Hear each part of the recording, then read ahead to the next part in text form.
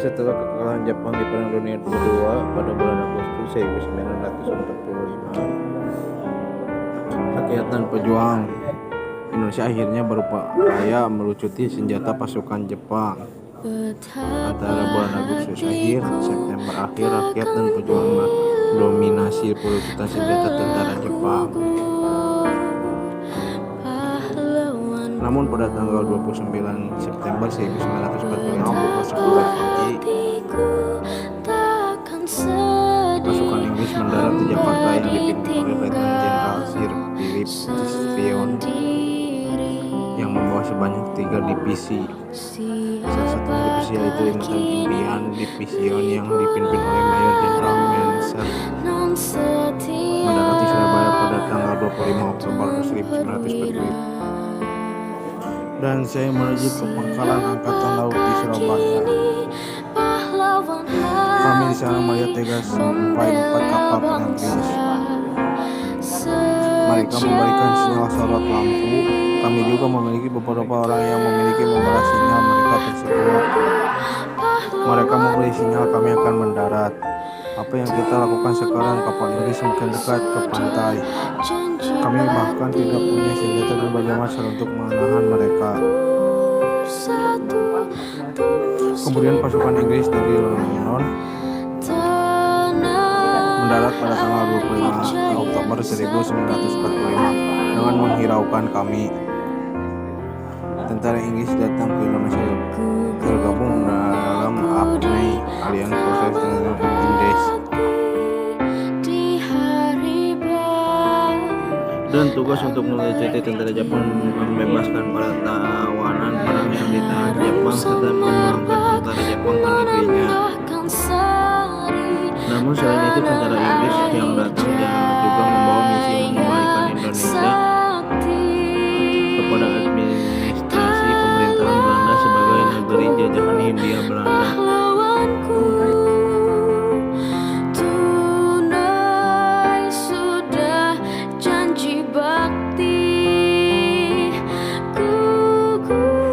Hal ini memicu gejolak rakyat Indonesia dan memunculkan pergerakan perlawanan rakyat Indonesia di mana-mana melawan tentara APNI dan pemerintahan Nichab. September mengukir sejarah kini. Perlu diingat saat itu militer Belanda masih belum sepenuhnya ada di Indonesia. Darah pahlawan jatuh. Militer Belanda baru tiba di Indonesia pada tahun demi melawan komunis 1946. dan penjajah. Yang diperjuangkan oleh Kalau rakyat musuh Indonesia selalu itu mengintaimu, adalah perjuangan melawan pasukan namun Inggris dan menyerah tak ada di pemerintahan sejarahmu. sipil Hindia Belanda. Penjajahan telah kau hancurkan, pengkhianatan telah kau binasakan, Pancasila kau bangkitkan untuk melindungi tanah air berkedaulatan. Pukul 21 malam hari pada tanggal 18 September 1945, sekelompok orang Belanda di bawah pimpinan Erik Loman mengibarkan bendera Belanda. Untuk persetujuan pemerintah RI di daerah Surabaya. Di tiang pada tingkat traktor Sultan Yamato di sisi belah utara. Keesokan harinya para pemuda sipil melihatnya dan menjadi marah karena menganggap Belanda telah menghina kedaulatan Indonesia, hendak mengembalikan kekuasaan kembali di Indonesia dan melecehkan gerakan pengibaran bendera merah putih yang sedang berlangsung di Surabaya. Sebagai pemuda berebut naik ke atas hotel untuk menurunkan bendera Belanda. Haryono yang semula bersama Sudirman kembali ke dalam hotel dan terlibat dalam pemanjatan tiang bendera, dan bersama Kusno Wibowo berhasil menurunkan bendera Belanda, merobek bagian birunya dan mengereknya ke puncak tiang bendera kembali sebagai bendera merah putih.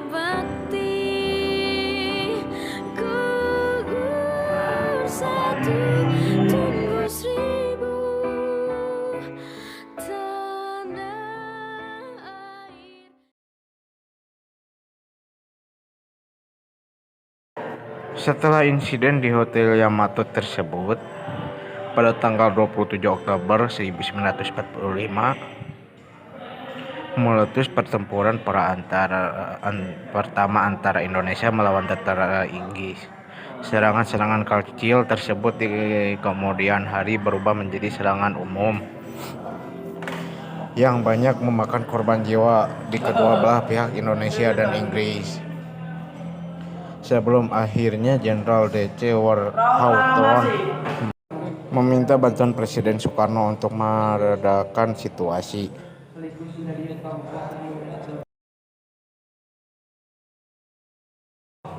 Bentrokan bersenjata di Surabaya memuncak dengan terbunuhnya Brigadir Jenderal Malabi, pimpinan tentara Inggris untuk Jawa Timur. Pada 30 Oktober 1945 sekitar pukul 20.30 malam, mobil Buick yang ditumpangi Brigadir Jenderal Malabi berpapasan dengan sekelompok milisi Indonesia ketika akan melewati Jembatan Merah. Mobil tersebut terkena ledakan granat yang menyebabkan jenazah Malabi sulit dikenali. Kematian Malabi ini menyebabkan pihak Inggris marah kepada pihak Indonesia dan berakibat pada keputusan pengganti Malabi, Mayor Jenderal Manser, untuk mengeluarkan ultimatum 10 November 1945, meminta pihak Indonesia menyerahkan persenjataan dan menghentikan perlawanan pada tentara ABRI dan administrasi NICA. Setelah terbunuhnya Brigadir Jenderal Malabi, penggantinya Mayor Jenderal Manser mengeluarkan ultimatum yang bahwa semua pimpinan dan orang Indonesia yang bersenjata harus melapor dan meletakkan senjatanya di tempat yang ditentukan dan menyerahkan diri dengan mengangkat tangan di atas. Batas ultimatum adalah pukul 6 pagi tanggal 10 November 1945. Ultimatum tersebut kemudian dianggap sebagai penghinaan bagi para pejuang dan rakyat telah membentuk banyak badan-badan perjuangan atau milisi. Ultimatum tersebut ditolak oleh pihak Indonesia dengan alasan bahwa Republik Indonesia waktu itu sudah berdiri dan Tentara Keamanan Rakyat atau TKR juga telah dibentuk sebagai pasukan negara. Selain itu, banyak organisasi perjuangan bersenjata yang telah dibentuk masyarakat, termasuk di kalangan pemuda, mahasiswa, dan pelajar yang menentang pemasuknya kembali. Pemerintahan Belanda yang memboncengi kehadiran tentara Inggris di Indonesia pada 10 November pagi, tentara Inggris mulai melancarkan serangan berskala besar yang diawali dengan bom udara ke gedung-gedung pemerintahan Surabaya dan kemudian mengerahkan sekitar 30.000 infanteri, sejumlah pesawat terbang, tank, dan kapal perang.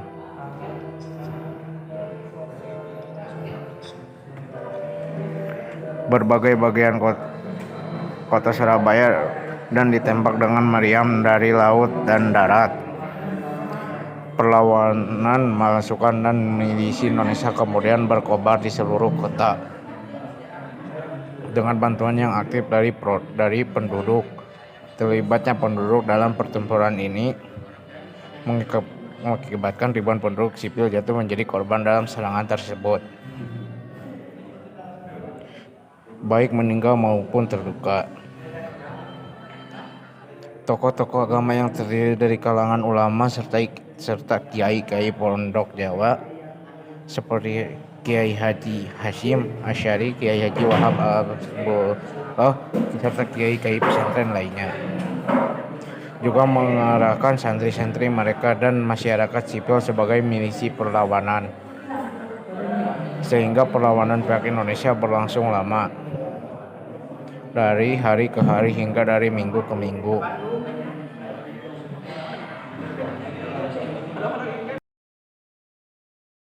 Perlawanan rakyat pada awalnya dilakukan secara spontan dan tidak terkoordinasi.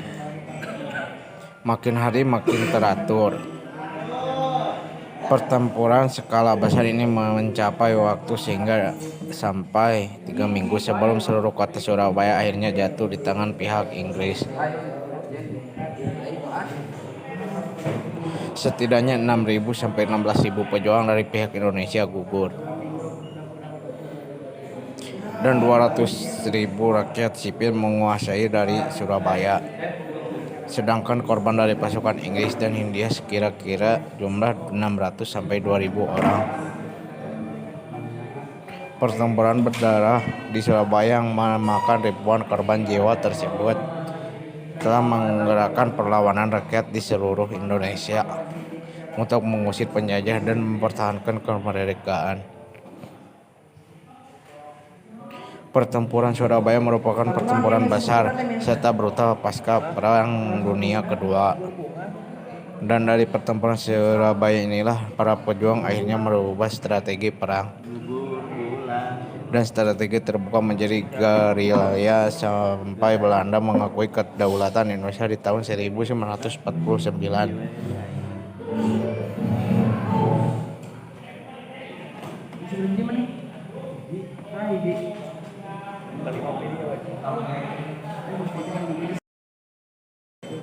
Cerita-cerita pertempuran Surabaya juga kami dapatkan langsung dari beberapa peteral di Blitar, Jawa Timur, yang menceritakan di mana tidak hanya arek-arek Surabaya yang turut bertempur, pemuda dan rakyat di segala daerah Indonesia turut bertempur,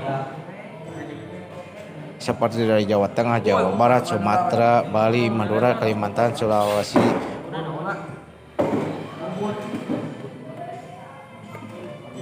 Cerita para veteran RI yang mengalami pertempuran Surabaya. Ini videonya ada di deskripsi video ini. Banyak pejuang yang gugur dan rakyat sipil yang menjadi korban pada hari 10 November ini. Kemudian ditetapkan oleh Presiden RI Soekarno pada tahun 1946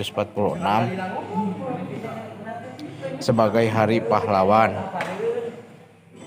Terima kasih untuk seluruh perjuangan pahlawan Indonesia atas jasa-jasanya dalam mempertahankan kemerdekaan Indonesia dari tangan penjajah. Sudah seharusnya generasi kita lebih menghargai jasa perjuangan mereka. Sejarah tidak membuatmu kuno, sejarah membuatmu maju.